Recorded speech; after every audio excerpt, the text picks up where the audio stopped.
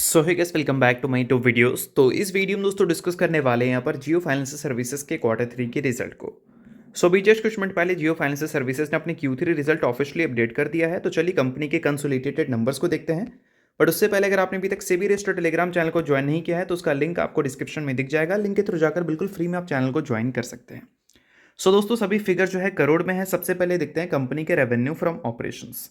अगर comparison year on year basis पे करें तो पिछले साल कितना था, 210 करोड़। इस बार का number more than 100%, 500 crore company का रेवेन्यू रिपोर्ट हुआ है।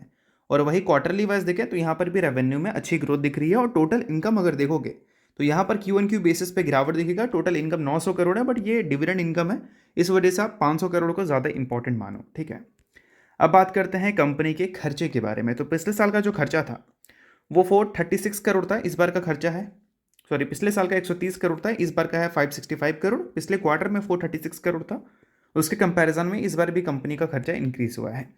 बात करते हैं प्रॉफिट फॉर द पीरियड के बारे में। तो ये नंबर शॉकिंग है।